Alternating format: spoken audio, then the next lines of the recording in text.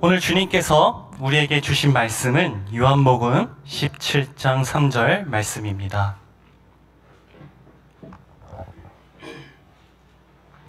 요한복음 17장 3절 말씀입니다. 오늘 이 말씀을 함께 읽을 때에 지금도 실제로 살아계시고 지금도 우리와 함께 하시는 그 주님의 음성으로 듣기를 간절히 원합니다. 함께 읽도록 하겠습니다. 시작! 곧 유일하신 참 하나님과 그의 예수 그리스도를 아는 것이다. 아멘. 제가 다시 한번 읽도록 하겠습니다. 영생은 곧 유일하신 참 하나님과 그의 보내신 자 예수 그리스도를 아는 것이다. 아멘.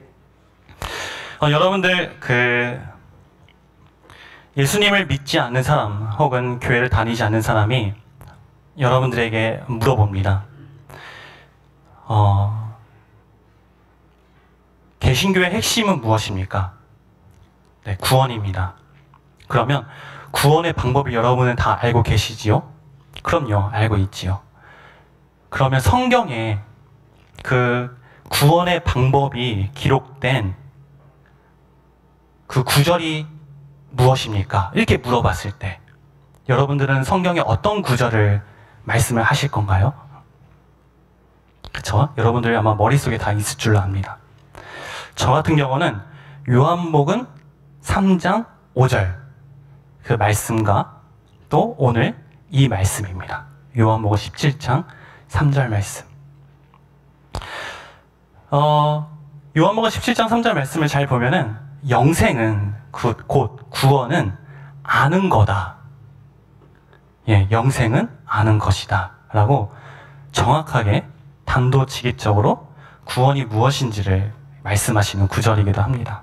오늘 제 설교 제목이 뭐냐면 아는 것이 힘이다요. 아는 것이 힘이다.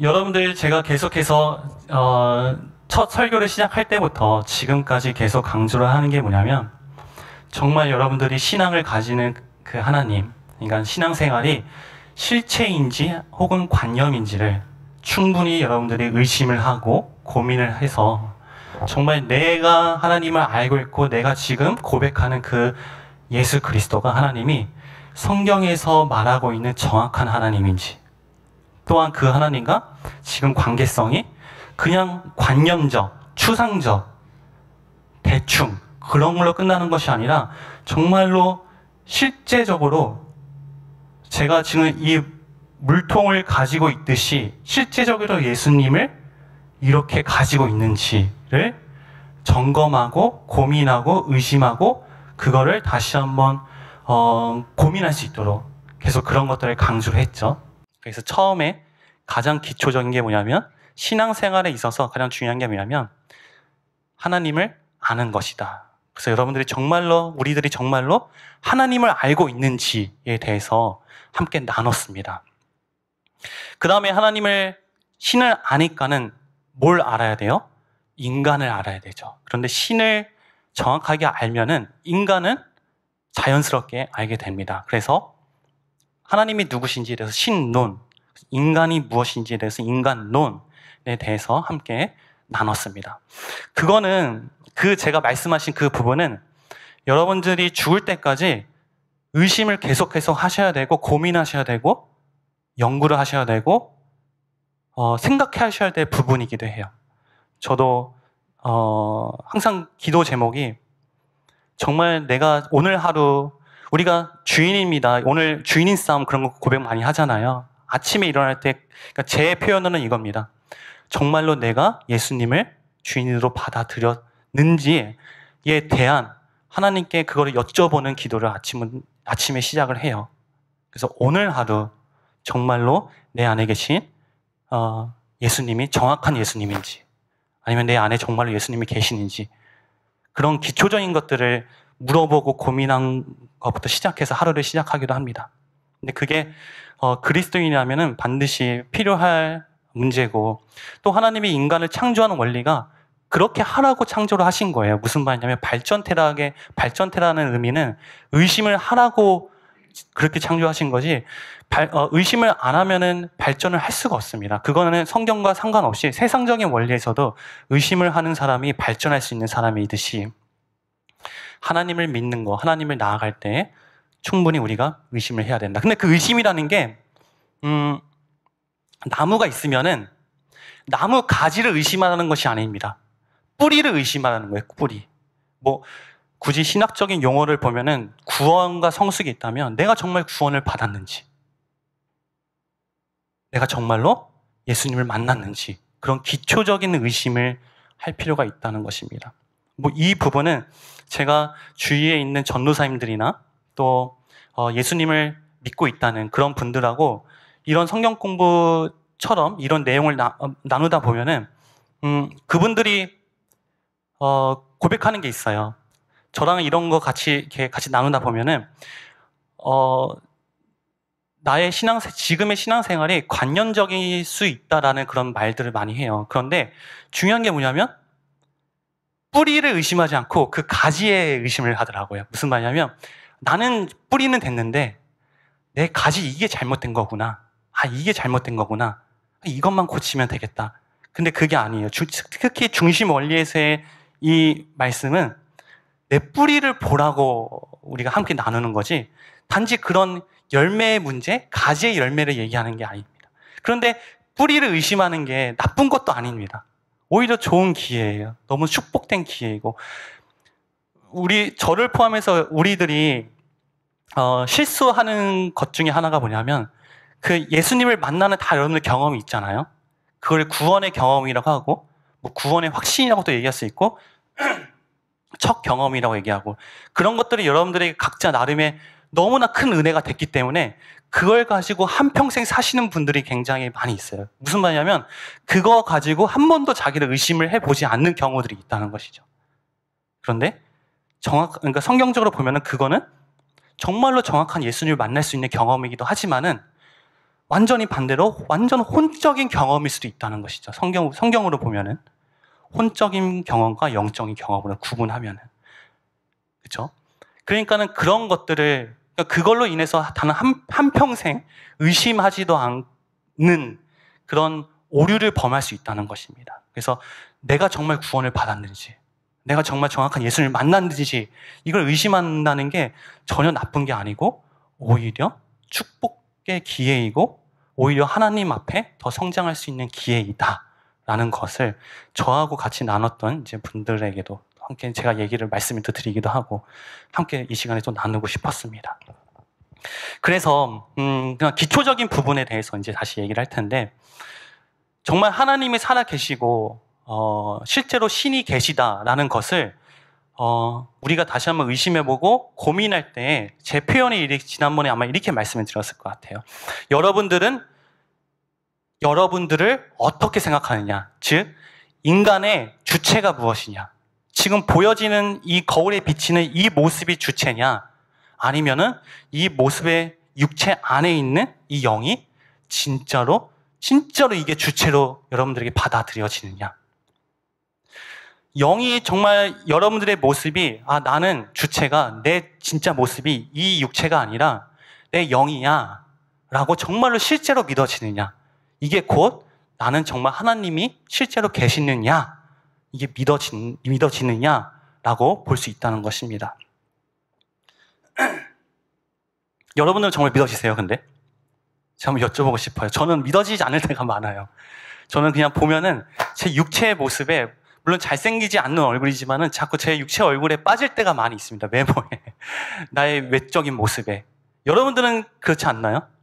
궁금하기도 해요, 진짜로. 하루에 정말로 나는 내 주체가 영이야 라는 것을 얼마나 인식을 하고 사는지가 정말 궁금합니다. 저는 만약에 10개가 있으면 한 번, 두 번 하려나 많아? 그렇거든요. 사실대로 고백을 한다면. 실제로 내 입술에서 주님, 오늘 나의 주인 되어주세요, 그렇게 고백을 하고 그런 인식을 한다고 할지라도 그거의 주체가 육이냐 내 영이냐, 그거의 주체가 내 육이면은 사실은 입은 주인 싸움을 하고 있지만은 사실은 육체 싸움을 하고 있는 거나 마찬가지거든요. 그냥 관념적인 신앙이 마찬가지거든요. 정말로 내 주체가 영이냐? 예. 그게 정말 실제가 돼야 되고, 하루의 삶이 그게 얼마나 나에게 실제가 되어서 살아가는지, 그게 곧 나는 하나님을 실제로 믿는다라고 고백할 수 있는 증거이기도 합니다. 그러면 우리가 이제 지난번에 계속 인간에 대해서 또 나눴듯이 인간의 구성은 육과 영으로 되어 있습니다. 육과 영으로 되어 있습니다. 그러면 육과 영으로 되어 있다는 것은 뭐냐면은 육의 본능과 영의 본능을 동시에 가지고 있다는 거예요. 제가 간단하게 말씀드리면 육의 본능은 뭐죠? 보이는 것, 가시적인 것만 실제로 여기는 것, 그게 육의 본능이고, 영의 본능은 보이지 않는 것, 영적인 세계를 믿고 싶어 하는 것이 영적인 본능입니다. 이걸 잘 들으셔야 돼요. 그렇죠? 이거를 정확하게 인지를 해야 되고 알아야지 내 주위에서 일어나는 문제, 나의 문제를 정확하게 파악하고 해결을 할 수 있는 것입니다. 자, 다시 한번 제가 말씀드릴게요. 육적인 거는 뭐라고요? 보이는 것만 진짜로 여기는 것. 근데 영적인 본능은 보이지 않는 것을 진짜로 여기고 싶어 하는 것. 제가 좀 다르게 표현했죠. 육적인 것은 보이는 것을 진짜로 여기는 것. 그런데 영적인 본능은 영적인 것을 믿고 싶어 하는 것, 싶어 한다는 거예요. 육적인 본능은 그걸 진짜로 여기고 있고, 이게 무슨 말이냐면 육우선된 인간이다라는 뜻이에요. 그러니까 내 육과 영으로 되어 있는 이 인간은, 저는 어떤 것이든 간에 실체는 무조건 보이는 것이어야 돼요. 그런데 그와 동시에 내 영에서는 또한 동시에 보이지 않는 것을 믿고 싶어 하는 또 본능이 있어요. 그 두 개가 계속해서 갈등을 하고 계속 부딪히기 때문에 우리가 고민하고, 우리가 보이지 않는 하나님께 나아가려고 막 주인 싸움하고 그러는 것입니다. 이런 본능이 있기 때문에 그러니까 이렇게 구성되고 이런 본능을 가진 존재들이 바로 우리이고 바로 인간이라는 것입니다. 그런데 주체가 어디라고요? 그 보이지 않는 것을 믿고 싶어 하는 것, 그게 인간의 주체라는 거예요. 여러분의 진짜 모습이라는 것입니다. 그래서 이거를 어떤 인간이라고 했죠, 제가? 이원론적 인간. 그래서 이게 정확하게 파악이 되면은 너무나 여러분들이 삶을 살아가는데 더 쉬운 삶을 살 거라고 저는 믿어져요. 왜냐면 저도 그렇거든요. 더 쉽거든요. 무슨 말이냐면 육을 따라가는 사람, 그러니까 육적인 것은 결과만 바라보고 사는 사람이에요. 결과만 바라보고. 그래서 여러분들이 삶을 살 때 결과만 바라보고 내 감정이 흔들리고 어렵고 막 그러면은, 이건 지금 내가 육으로 지금 보고 있구나라는 것을 알아야 돼요. 근데 영적인 본능으로 그 주체를 정확하게 인지하고 보는 것은 원인을 보고 이 상황을 파악합니다. 원인을 보고. 그렇죠? 그래서 사무엘상 16장 7절에 사람은 외모를 바라보거니와 나 여호와 하나님은 중심을 바라보십니다. 그러니까 외모는 결과를 바라보거니와 그 중심 뭐라고요? 일 원인을 바라보신다. 그러니까 원인을 바라본다. 그거는 뭐 선악과 사건을 통해서 여러분들이 너무나 잘 알고 있으리라 생각이 듭니다. 그렇죠? 그러니까 이것 제2원론적으로 구성됐고 창조된 우리 인간을 정확하게 인지를 하고 있어야, 어떻게 인지를 하고 있는지, 또 실제로 이거를 받아들이고 있는지, 그게 신앙생활을 하는데 가장 큰 기준점이라고 볼 수 있습니다. 제가 다시 한번 말씀드리지만 이런 것들을 속으면 안 돼요. 영적인 단어들을 쓰고 성경적인 단어들을 쓰고 있다고 하더라도 나는 지금 나를 영으로, 주체로 살고 있구나라고 그렇게 생각하시면 안 됩니다. 그러니까 내가 천국이라는 단어 쓰고 있고 주님이라는 단어 쓰고 있고 하나님이라는 단어 쓰고 있다고 할지라도 정말 내 안에서 그거를 받아들이는 주체가 영이 아닌 이상은 그거는 그냥 육적으로 사는 것이나 똑같습니다. 이것의 대표적인 존재가 뭐라고 했죠, 제가? 바로 종교인이라고 했죠, 종교인. 그렇죠? 뭐 그 부분은 제가 무슨 교였죠? 자이나교에 대해서 영상을 보여주면서 제가 되게 자세하게 구체적으로 여러분들에게 말씀을 드렸습니다. 제가 일화를 예화를 하나 말씀을 드릴게요. 자, 지금 우리 교회 차를 제가 이제 관리를 하고 있습니다. 그리고 교회 차는 LPG 가스 차예요. 그래서 거의 한 3주에 한 번 정도 이거를 충전하러 가요. 근데 우리 의정부에서 LPG 그 가스 값이 제일 싼 데가 어디냐면 저 포천 쪽으로 넘어가는 축석 휴게소라고 있어요. 축석 휴게소. 그쪽에 있는 주유소가 가장 싸요. 그래서 항상 그쪽으로 갑니다, 저는.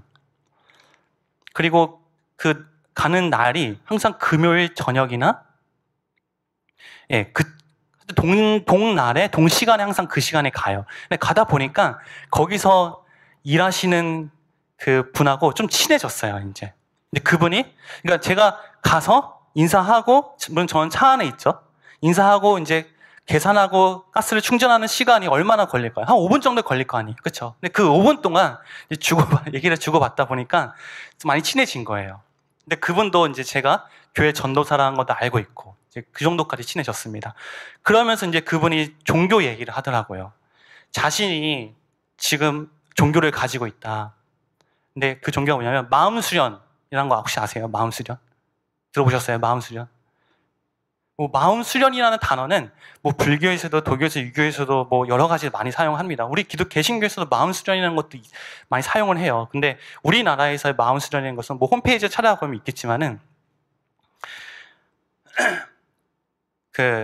요가 있죠, 요가. 그러니까 요가에서 유래된 거예요. 요가에서.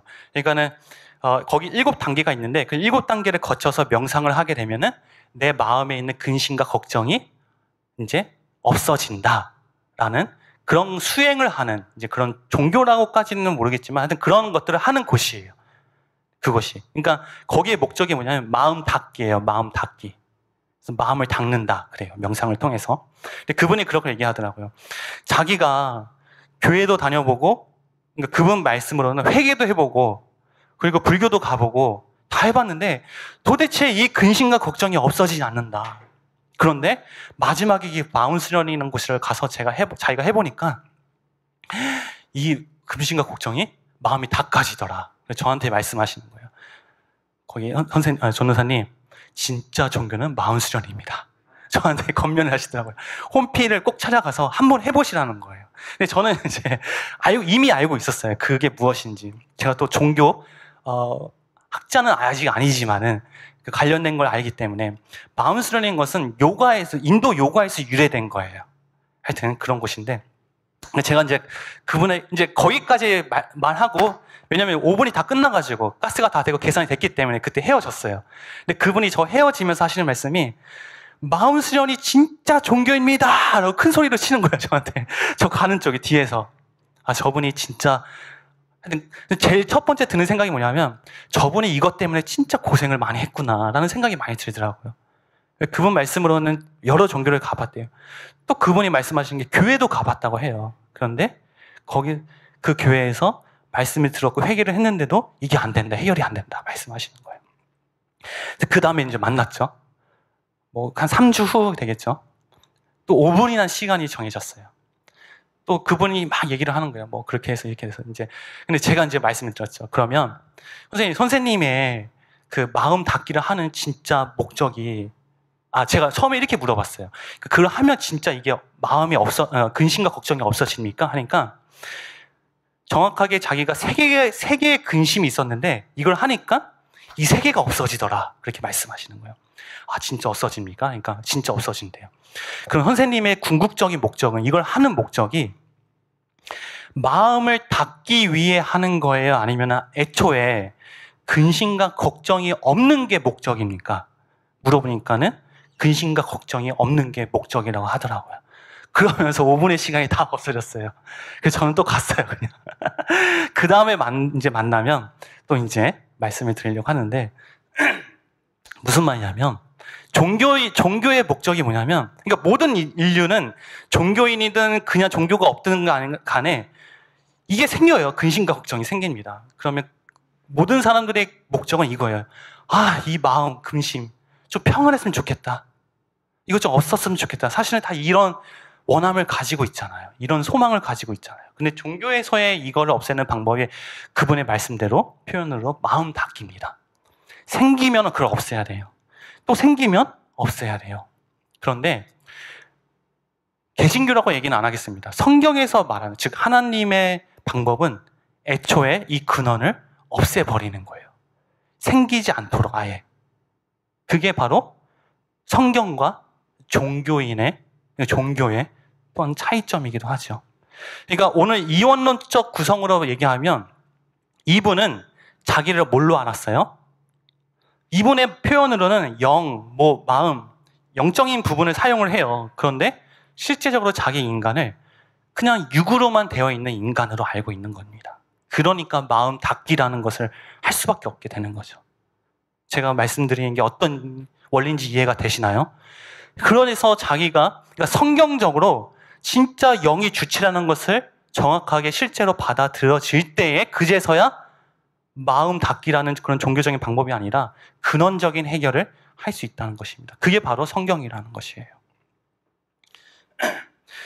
자, 아까 제가 시각에 대해서 얘기를 했죠. 시각으로 따지면은 이분은 결과만을 보고 해결을 하려고 하는 것이고, 성경에서는 이 문제 해결을 어떤 시각으로 보고 있느냐, 원인적 관점으로 보고 있다는 것이죠. 그러니까 이거를 저는 이렇게 얘기하고 싶어요. 제1의 원인.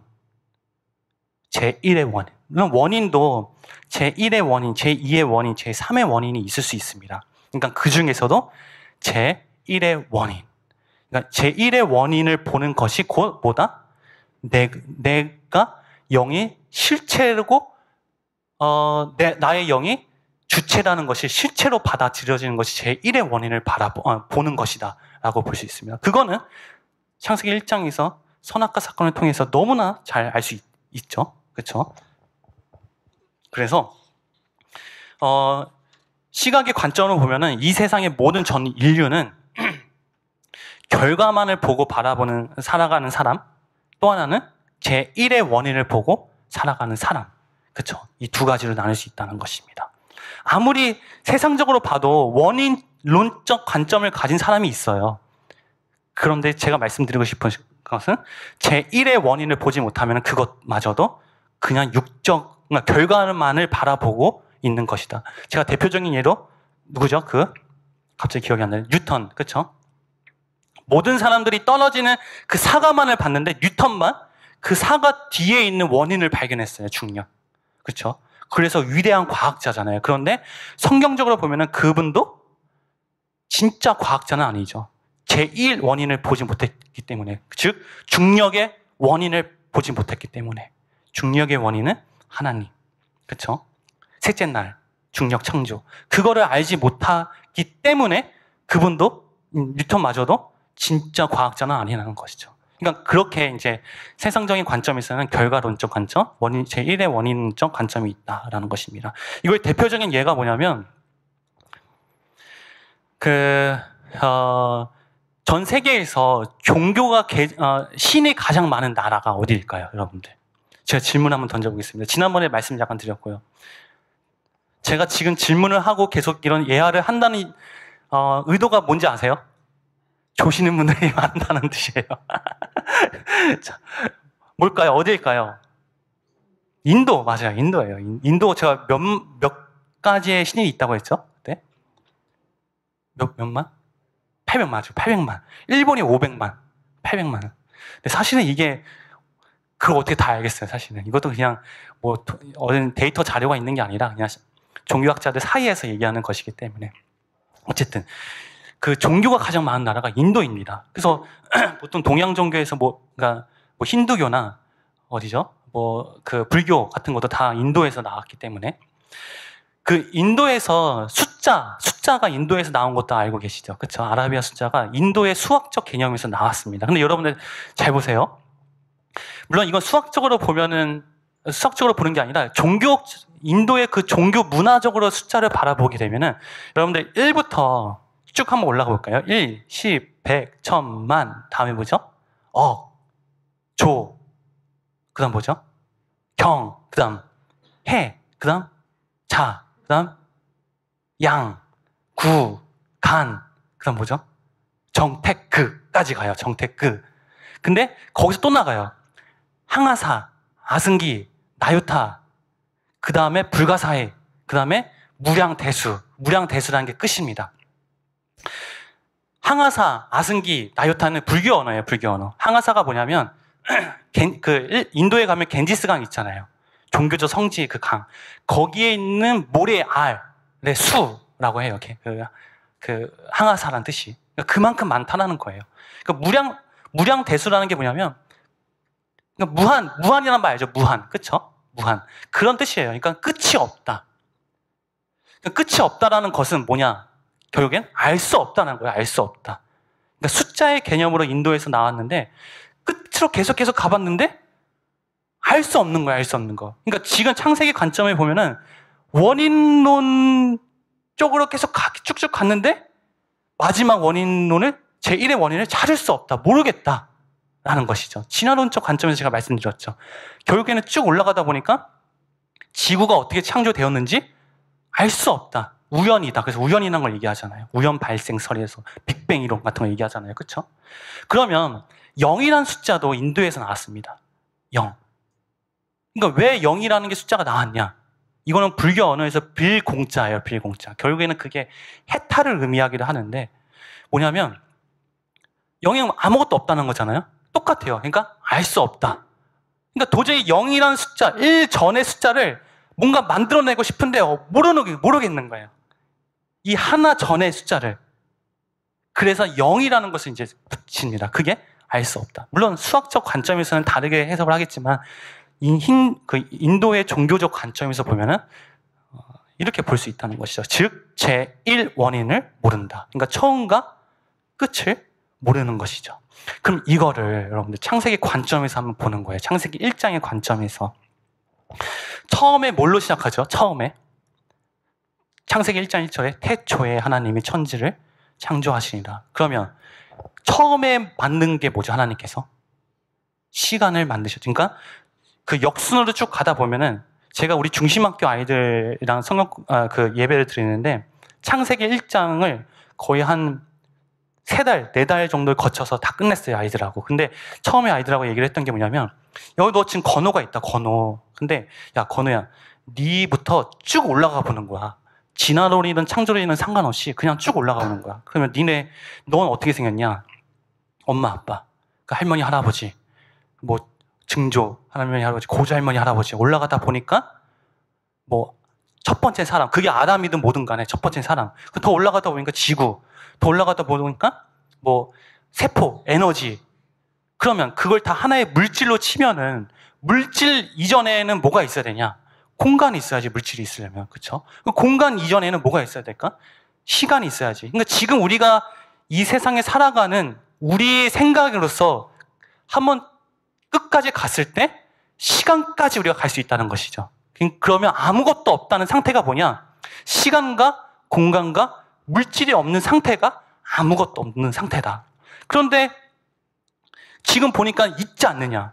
그러면 아무것도 없는 상태에서 있게 하려면은 뭐가 있어요? 그러니까 그런 존재가 뭔가가 있어야 되지 않겠냐? 근데 여러분들 조금 과학적으로 얘기하면 제2열 학법칙이 뭐냐면 에너지 보존 법칙이라는 게 있어요. 그게 뭐냐면 지금 지구상에 있는 이 에너지는 증가도 안 하고 줄어들지도 않아요.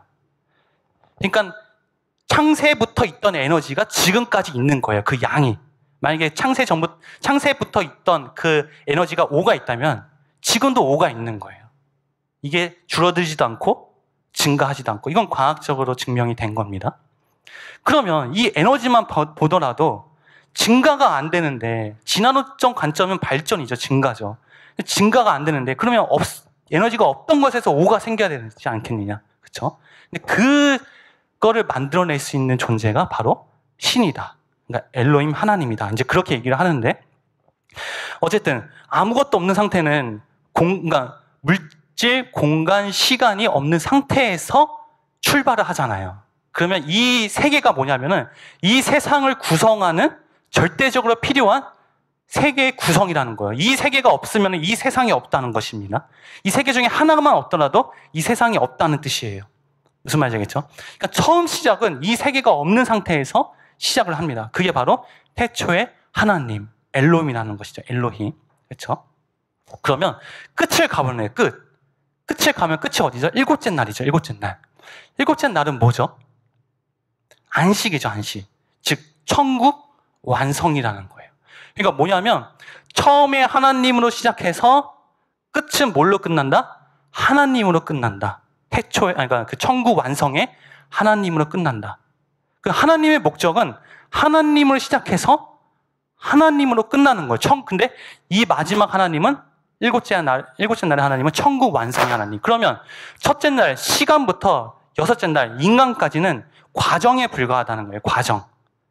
자, 창세기 관점에서 다시 한번 말씀드리면 태초에 하나님, 처음 시작하는 그 하나님을 정확하게 만나면 그 사람은 안식, 천국 완성의 하나님을 만나게 되는 것입니다. 그런데 지금 종교를 가만히 보세요, 여러분들. 지금 종교가 형성이 되는 그 기준점이 어디냐면은 시간, 그러니까 하나님이 창조하신 그 시간부터 마지막 여섯째 날, 인간에 다 집중돼 있어요. 자, 원시 종교라고 하는, 그러니까 처음 종교가 만들어지던 그때를 표현하는 게 이런 말 들어보셨나요? 토테미즘, 애니미즘, 샤머니즘 같은 거. 그쵸? 들어보셨죠? 그게 다 뭐냐면은 하나님이 셋째 날에 창조한 식물, 그 다섯째 날, 여섯째 날에 창조한 동물들이에요. 그러니까 그 동물이나 식물이 하나의 신으로 형상화돼서 만들어진 게 토테미즘, 애니미즘, 샤머니즘이라고 얘기를 합니다. 무슨 말인지 알겠죠? 그러니까 종교란 그 중간에 다 껴있는 거예요. 또 하나, 기에 대한 거, 보이지 않는 어떤 에너지, 기에 대한 거. 유교에서도 태극, 음양, 그런 거 있죠. 그쵸? 그런 것들도 보이지 않는 어떤 그런 거를 있는데, 셋째 날에 보면 중력, 그쵸? 그러니까 그런 것들이 지구에 있는 그 기에 대해서 집중되어 있기 때문에 그걸로 만들어진 게 또 그런 종교이기도 합니다. 또 하나가 이제 가장 많이 우리 동양 종교에서 만들어진 게 뭐냐면 천체, 넷째 날 천체. 여러분 들어보셨죠? 역술, 역관 그런 거 들어보죠. 관상 다 어디냐면 천체에서 만들어진 종교들이에요. 예를 들어서 육식가짜, 갑을병정, 무기경신, 인계, 그쵸? 그 자축이며 진사오며 신유술에 이게 다 그걸로 연결해가지고 만들어진 것들이 다 그 천체에서 만들어진 종교들이잖아요, 지금들. 그러니까 무슨 말이냐면 종교라는 것은 처음에 시작되는 그 태초에 하나님을 보지 못하고 하나님이 만들어 놓으신, 즉 로마서 1장 20절 이 만물 속에 있는 그것만에 집중을 했기 때문에 끝에 일곱째 날에 천국 완성의 하나님을 바라보지 못한다는 것입니다. 이게 바로 지금 만들어진 종교의 또 하나의 기원이라고 볼 수 있다는 것이죠. 창세기 관점에서 봤을 때 여러분들 이해되시나요? 네. 그래서 중요한 게 뭐냐면 제가 다시 한번 말씀드리면 제1의 원인을 아는 것이 가장 중요하다라는 것입니다. 태초에 하나님만 정확하게 알았다면 자연적으로 천국 완성의 하나님을 만날 수 있다. 자, 천국은 여러분들 천국이 완성되는 두 가지 절대적 조건이 있습니다. 하나가 뭘까요? 하나가 뭘까요? 뭘까? 뭘까요? 누구한테 물어볼까요? 조시는 분들한테 물어볼까 지금? 누굴까요? 하나님이죠, 하나님. 또 하나는 뭘까? 인간이에요. 우리 입장에서는 하나님과 인간이 있어야지 천국이에요. 그쵸? 아니, 하나님만 계셔 나는 지옥 갔어. 그게 천국은 아니잖아요. 하나님 계신 곳은 천국이 맞지만 나는 지옥 갔어. 내 입장에서는 그게 천국은 아니죠. 하나님과 인간이 함께 있어야지 천국이라는 것이죠. 그러면 일곱째 날의 안식은 그 천국 완성의 하나님은 인간이 거기에 포함이 되어 있다는 것이죠. 지금 우리 입장에서, 지금 살아가는 입장에서 보면 그 하나님은 결국에는 보혜사 성령 하나님이겠죠. 그렇죠? 그래서 정확하게 그래서 중요한 게 뭐냐면 제1의 원인을 아는 것이 중요하다. 그럼 오늘 본문 말씀으로 영생은 유일하신 참 하나님과 그의 본이신 예수 그리스도를 아는 것이 영생이다. 그게 뭐예요? 바로 제1원인을 아는 것이다. 창세기 관점으로 보면은 태초에 그 하나님을 정확하게 아는 것이다. 그럼 이걸 더 풀면은 말이 길어지긴 할 텐데 엘로힘이잖아요. 엘로힘. 그러면 지난번에 처음 말씀드렸던 전 인류가 알고 있는 잡신 그리고 그거의 영적 속성이죠. 영적 속성 위에 그게 바탕이 됨으로써 뭘 알아야 된다? 이제 성경에서 증거하는 삼위일체 하나님을 아는 것이다 라는 것이죠.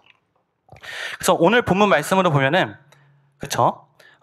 유일하신 참 하나님과 그의 보내신 자 예수 그리스도를 아는 것이 곧 영생이다. 그래서 유일하신 참 하나님과 예수 그리스도의 기본 의미가 바로 영적 속성이라는 것이죠. 예. 그래서 말씀드린 게 처음에 그런 엘로힘에 담겨져 있는 의미, 즉 왜 유일하신 하나님을 얘기하는데 왜 복수형, 하나님들, 신들이라고 했을까? 그렇죠? 그거에 대해서 제가 처음에 이제 말씀을 드렸습니다. 그러면 우리는 이제 삼위일체 하나님을 알아야 된다는 것입니다. 그래서 여러분들 어느 정도 삼위일체 하나님을 내가 인지를 하고 그걸 아는 것이 곧 뭐예요? 그게 영생이에요, 영생. 그렇죠? 그래서 기초 세미나 때 삼위일체에 관련해서는 그 속성에 대해서는 제가 자세히는 말씀을 안 드릴게요. 왜냐하면 기초 세미나를 통해서 다들 아실 거리라 생각이 듭니다. 그래서 간단하게 얘기하면 완전히 다른 세 위격이 동시에 완전히 하나가 되는 것이 삼위일체라는 것이죠. 그래서 그거를 비유로 그 삼각형 아시죠? 기초 세미나에 성부, 성자, 성령 그걸로도 설명이 됐고 그 다음에 촛불 또 하나가 샴 쌍둥이 그쵸? 샴 쌍둥이 아시죠? 분명히 인격이 다른 존재인데 한 체에 같이 있는 인간. 또 하나가 뭐냐면 하나님은 빛이다. 그쵸? 그래서 빛의 성질에 대해서 분명히 입자와 파장이 완전히 다름에도 불구하고 완전히 하나가 되어 있는 그쵸? 그런 모습. 그래서 성부, 성자, 성령. 그 삼위일체라는 것을 그 속성에 대해서는 그렇게 설명이 기초 세미나에서 그렇게 드렸죠. 그래서 알고 있으리라 제가 전제하에 또 말씀을 드립니다. 그러면 그 중에 제 1경이 바로 성부 하나님이에요.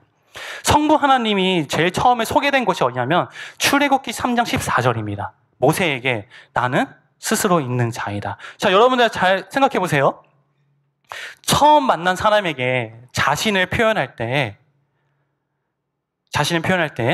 첫 말 속에 자신이 누구인지를 정확하게 표현하잖아요. 그렇죠? 그러기 위해서 뭘 얘기를 해요? 자신의 이름을 얘기하겠죠. 이름. 그게 자신의 정체성을 가장 잘 표현하는 단어이기 때문에. 그래서 저는 정대성입니다. 그렇죠? 우리 지사님은 저는 설경원입니다. 정성민입니다. 이렇게 얘기를 하겠죠. 그렇죠?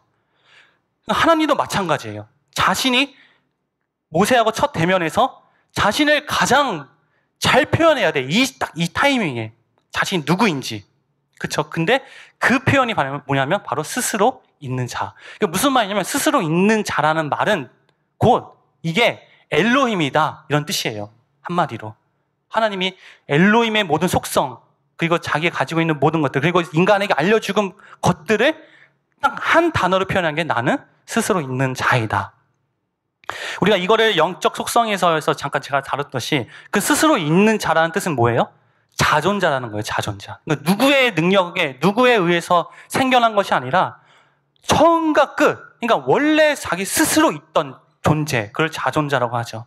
그러면 이게 다시 한번 이걸 다르게 표현하면 처음과 끝이다. 그럼 처음과 끝이라는 것은 뭐예요? 처음과 끝이 같다라는 거죠. 그걸 우리는 뭐라고 얘기하고 있죠? 통일성 속성이라고 얘기하고 있고 또 이거를 부동불변 그러니까 움직이지 않고 변하지 않는 존재다라는 것을 우리가 알 수 있습니다. 그래서 여러분들 부동불변이라는 것은 뭐예요? 객관적으로 존재하고 있다는 것이죠. 주관적으로 존재하는 것이 아니라 객관적으로 존재하고 있다는 것이죠. 성부 하나님은. 그래서 성부 하나님은 어디에만 계시냐면 천국에만 하늘에만 계시는 하나님입니다. 성부 하나님은. 그래서 성부 하나님이 이 땅에 역사하실 때도 어떻게 역사하세요? 성령으로 역사하세요. 성령으로.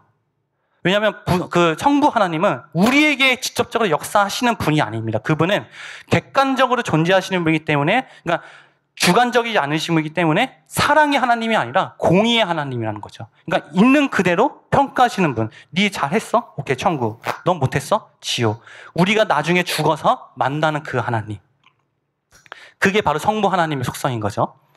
그래서 하나님께서 이 땅에 역사하실 때 그 창세기 1장 2절에 보면은 뭐죠? 수면 위에 그러니까 하나님의 신이 수면 위에 운행하시는 때 하나님의 영, 즉 성령으로 역사하신다는 거죠. 이 땅은 성령으로 역사하신다는 것이죠. 그래서 예수님께서 공생애에 활동하실 때도 귀신을 내쫓을 때도 성령의 힘입어 내쫓으시고, 그리고 예수님께서도 잉태하실 때도 성령으로 잉태하시고, 그렇죠? 그리고 우리가 예수님을 주라고 고백할 때도 성령으로 그러니까 성령으로 역사하셔서 우리가 주라고 고백할 수 있고, 그리고 우리가 성경에 있는 하나님의 말씀과 그런 걸 기억하게 하시는 것도 누구예요? 성령이고, 그렇죠? 그러니까 성부 하나님은 우리에게 직접적 역사하시는 분이 아니라, 그러니까 속성으로 볼 때 하늘에만 계시는 하나님이시다. 그걸 성부 하나님이라고 한다. 그 성자 하나님은 제2격입니다. 2격. 그 하나님의 성령이 이 땅에, 그러니까 마태복음 1장 18절이죠.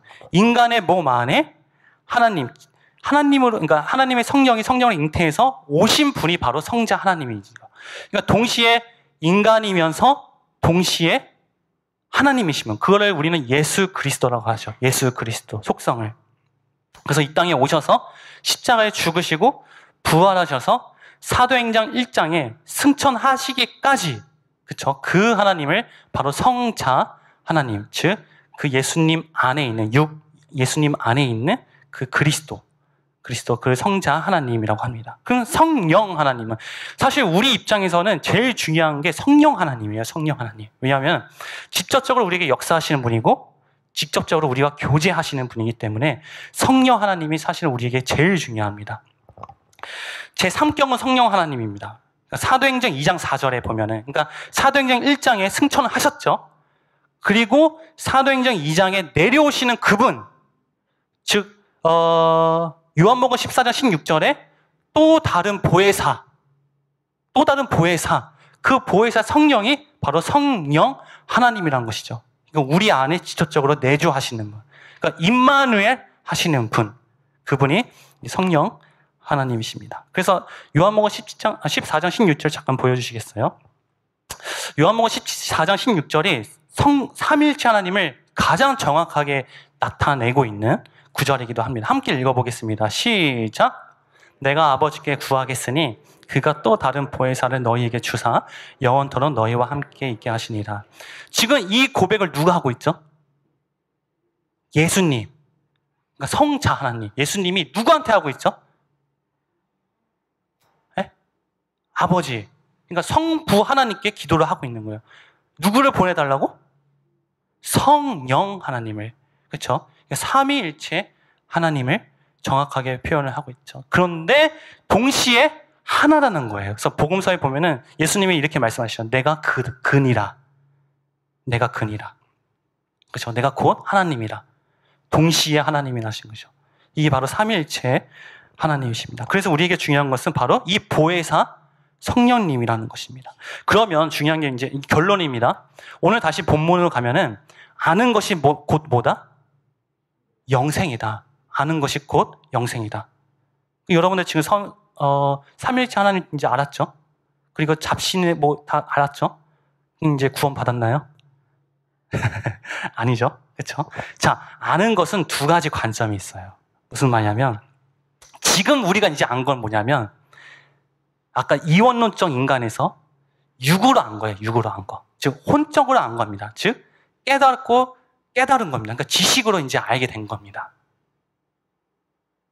그런데 여러분들 이 육적인 지식을 아는 과정이 반드시 필요해요. 왜냐하면은 여러분들 다 알다시피 다시 한번 인간이 어떻게 설계됐는지 다시 한번 생각해 보세요. 영이 역사하고 드러나고 하나님이 우리 영에게 역사하시려면 그에 맞게 그에 상응하게 육도 같이 자라나야 돼요.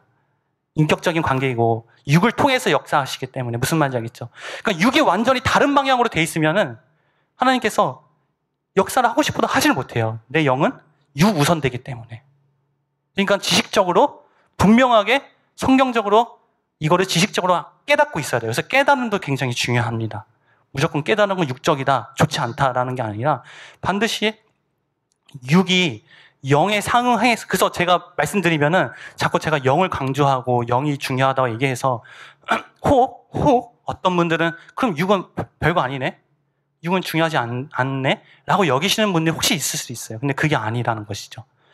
육이 엄청 중요합니다. 육을 부인할 수 있는 사람은 육이 귀하다는 사람을, 육이 얼마나 귀한지를 아는 사람이 육을 부인할 수 있는 거예요. 무슨 말인지 알겠죠? 육이 귀하지 않는데 내가 육을 부인할 필요가 있어요? 육이 얼마나 귀한지를 아는 사람만이 육을 부인할 수 있는 것입니다. 그러니까 육이 굉장히 귀하다는 거예요. 무슨 말인지 알겠죠? 그러니까 제가 영을 강조하는 것은 그에 상응하게 육도 굉장히 중요하다. 지금 말씀드린 육적으로 정확하게 올바르게 성경적으로 깨닫고 지식이 있어야지 그의 방향성에 맞게 내 영도 그의 방향성에 맞게 역사를 할 수 있다는, 드러날 수 있다는 것입니다. 그래서 지금 우리가 아는 것, 지식으로 아는 것이 너무나 중요하다. 그러면 두 번째 아는 것.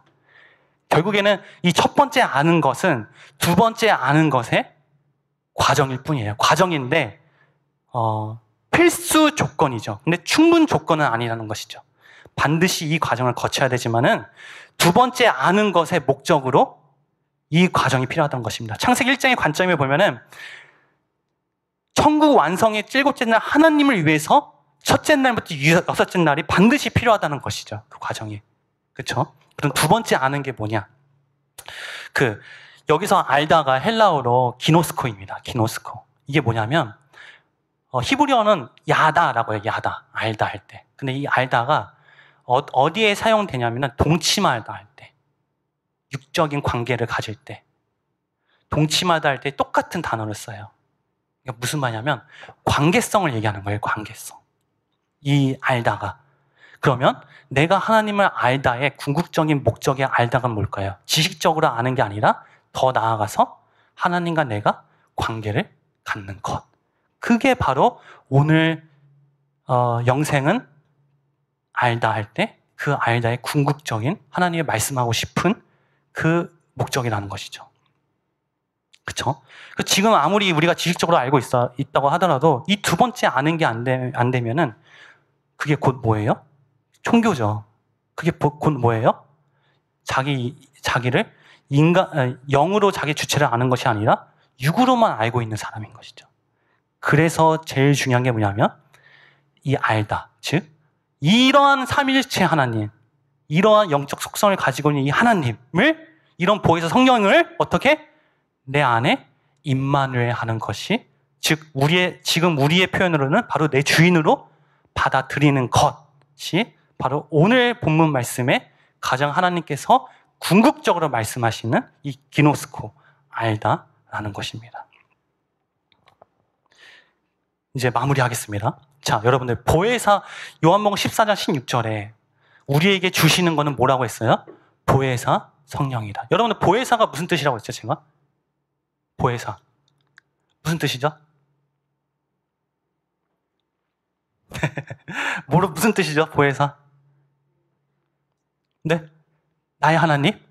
그렇죠. 그런 의미도 가지고 있죠. 자, 모르시면은 제가 정확하게 말씀드릴게요. 오늘 이걸로 완전히 그냥 신경에 각인을 꼭 시키시기 바랍니다. 보혜사라는 의미는 여러 가지 의미가 있어요. 뭐 대언자, 변호자, 나를 돕는 자 이렇게 있는데, 그렇게 생각하면 추상적으로 받아들일 경우가 있어요. 어떻게 얘기하면 내 편이다, 내 편. 근데 이 내 편도 안 돼. 여기까지도 안 돼. 그 앞에 이게 붙여야 돼. 무조건 내 편이다. 아시겠죠? 한번 따라해 볼까요? 보혜사는 무슨 의미다? 무조건 내 편이다. 그냥 내 안에 계신 그 주님은 누구다? 무조건 내 편이다. 이게 완전히 정확하게 있어야지 옛사람의 어떤 그런 문제도 다 해결이 되는 것입니다. 저는 이렇게 표현하고 싶어요. 보혜사라는 의미가 내 편이라는 뜻이 뭐냐면은 누가복음에 보면 예수님이 십자가에 못 박히잖아요. 그렇죠? 근데 그때 예수님이 고백한 말이 뭐죠? 기도하죠. 저들이 자기가 하는 짓을 알지 못하기 때문에 지금 이렇습니다. 여기서 알지 못한다는 게 나오네. 그렇죠? 알다가 얼마나 중요한지 알겠죠? 잘못 알면은 예수님 십자가에 못 박히는 거예요. 그렇죠? 죽이는 거죠. 아는 게 얼마나 중요하죠. 어쨌든 예수님이 죽으면서까지 지금 누구 편에 들어요? 자기를 죽이고 있는 사람 편에 드는 거예요. 그게 바로 보혜사 성령의 속성이라는 거예요. 제 표현은 이렇게 얘기하고 싶어요. 저 혹시 공공의 적이라는 영화를 보신 적이 있으신가요? 거기에 보면 이런 사건, 물론 지금 우리 그게 20년 전, 15년 전 영화인데 영화에서 나왔던 사건인데 지금 이제 우리 현실에서 나오더라고요. 그 사건이. 그 어떤 사건이냐면은 아들이 자기 어머님을 칼로 찔러 죽이는 거예요. 죽여요. 근데 그 어머님이 죽으면서까지, 그러니까 찔러 죽일 때 칼에 그 아들의 손톱이 잘려가지고 손톱이 떨어졌어요. 그 어머니 옆에. 근데 아들은 이제 도망갔어요. 그 어머님은 죽잖아요. 근데 죽을 때 어떻게 하냐면은 손톱을 먹어요. 왜 먹을까? 증거를 없애기 위해서. 누구 편? 그 죽으면서 간 아들 편. 그러니까 저는 이렇게 극적인 표현을 좀 쓰고 싶긴 해요. 그 정도로 그 보혜사 성령이 내 편이다. 더 조금 더 올라가면 내가 만약에 예수님을 진짜 칼로 찔러 죽이는 그 상태도 성령님은 누구 편? 내 편이라는 거야, 내 편. 그걸 가장 정확하게 표현하는 게 세족식이죠, 세족식. 그쵸? 내가 예수님께 죄의 똥바가지를 막 예수님께 들이부으면서도 예수님은 그걸 다 받고 쓰시면서도 내 편이다. 그게 바로 보혜사 성령이다. 근데 더 중요한 게 있어요. 자, 요한복음 14장 16절 다시 한번 보여주세요. 내가 아버지께 구하겠으니 그가 또 다른 보혜사를 너희에게 주사. 이 주사라는 표현이 뭐냐면 헬라어로 디돔이라는 표현입니다. 주다. 근데 이 주다라는 이 의미 속에 뭐가 있냐면, 자, 제가 이거를 우리 황명희 권사님께 드렸어요. 그러면 이걸 드리기 전에 이거의 주인은 누구였죠? 누구였어요? 저였죠? 근데 내가 이걸 권사님께 드렸어요. 그럼 이거 주인은 누구예요? 권사님이죠. 무슨 말이냐면 이 주다는 이것의 권한을 주다예요. 이것의 권한을 주다. 소유권을 주다예요. 소유권을 주다. 다시 한번 얘기하면 하나님이 우리에게 보혜사 성령을 주셨어요. 그럼 그 보혜사님 우리 안에 들어오셨죠? 그 보혜사 성령의 소유권이 누구한테 있어요? 우리한테 있는 거예요. 우리한테. 하나님에게 있던 그 권한을 누구한테 줬어요? 우리한테 줬어요. 아, 이게 은혜가 안 되나요? 난 막 묵상하면서 너무 막 은혜가 돼가지고 이 소유권이 그 보혜사 성령의 소유권이 나한테 있는 거예요. 나한테. 여러분들한테 있는 겁니다. 그래서 한 번 구원이면 영원한 구원인 거예요. 이게 들어오니까 내가 아무리 죄를 짓고 아무리 죄 짓잖아요. 그쵸? 내가 하나님을 싫어해도 못 나가셔. 왜 못 나가셔? 소유권이 나한테 있기 때문에 이미. 그래서 나한테 있는. 근데 그 보혜사 성령님이 나한테 있으면 소유권이 나한테 있기 때문에 못 나가면서 동시에 무조건 내 편인 거예요. 무조건 내 편. 그렇죠? 이러한 확신만 있으면은 옛사람의 문제가 될까요? 제가 다음 설교 때 옛사람에 대해서 이거를 인간의 원리로서 이제 설명을 드릴 텐데 옛사람은 육의 문제입니다. 육의 문제. 근데 보혜사 성령의 문제는 어디 문제예요? 심령이에요, 심령. 심령이 육의 주체는 심령이잖아요. 영이잖아요. 그러니까 육의 문제밖에 안 돼요. 이 육의 문제를 주관하고 있는 영을 지금 보혜사 성령. 자, 보혜사 성령 삼일체라고 했죠. 그럼 보혜사 성령이 동시에 뭐예요? 결국엔 창조주 하나님이 지금 여러분 안에 있는 겁니다. 그 창조주 하나님의 소유권이 지금 우리에게 있는 거예요. 그 하나님이 지금 나한테 있는 거예요. 얼마나 이게 은혜고 얼마나 기쁨이지 않습니까? 근데 그 확신이 나한테 있는데 겨우 육의 문제, 옛사람에게 막 휘둘리고 그럴 필요가 있을까요? 그럴 때마다 이 주님을 선포하는 거예요. 내 안에 계신 분이 바로 보혜사 성령이다. 그리고 무조건 내 편이 그분이다. 그리고 이분의 소유권이 나한테 있다. 근데 이분이 창조주 하나님이다. 제가 더 나갈게요. 여기서부터 한 단계 더 나갈게요. 제가 더 표현해 볼게요. 오해하시지 않았으면 좋을 것 같아요. 이 분이 내 안에 있다는 것은 내가 곧 누구다? 하나님이라는 거예요. 내가 곧 하나님. 여러분 자체가 다 하나님이라는 것입니다. 예수님조차도 내 안에 계신 바울에게 뭐라고 얘기해요? 분명히 바울은 뭐죠? 예수님을 믿고 있는 사람들을 핍박하는데 예수님은 왜 자기를 핍박하느냐? 그게 곧 뭐예요? 내가 그 받아들인 사람은 곧 하나님이라는 것이죠. 그리고 사도 바울이 그러잖아요. 제 아들에게, 제가 이거는 정확하게 기억이 안 나는 내용이 이런 내용이 있죠. 자기처럼 하라고, 자기처럼. 자기처럼만 하라고. 결국에는 바울이 자기처럼만 하라는 것은 뭐예요? 자기 안에 계신 예수 그리스도를 보라는 것이죠. 그러니까 결국엔 결국엔 그 더 쉽게 얘기하면 내가 하나님이다. 저는 그런 얘기를 하는 거잖아요. 오해하지 않길 바랍니다. 무슨 말이냐면 진짜 확신이 되면은 옛사람이고 새사람이고 그것의 문제가 아니라 그분이 지금 내가 하나님, 내 안에 계신 그분이 정말 믿어지면은 그것에 지금 고민에 그것에 싸울 것에 염려를 가질 시간조차도 없는 거죠. 그분은 진짜 그냥 누릴 수밖에 없는 거죠. 그 자체로. 왜? 내가 지금 하나님이기 때문에. 보라, 하나님이기 때문에. 그렇죠? 그것만 믿어지면 게임 오버라는 것입니다. 가장 그게 지금 현상에서 가시적으로 가장 나타나 있는 분 중에 그분이잖아요. 누구죠? 천정은 자매님. 그렇죠? 온갖 있음에도 불구하고 복음을 전하기는 것에 시간이 너무 바빠. 그렇죠? 누리는 것은 너무 바쁜 거야. 그의 대표적인 모습이라고 볼 수 있죠.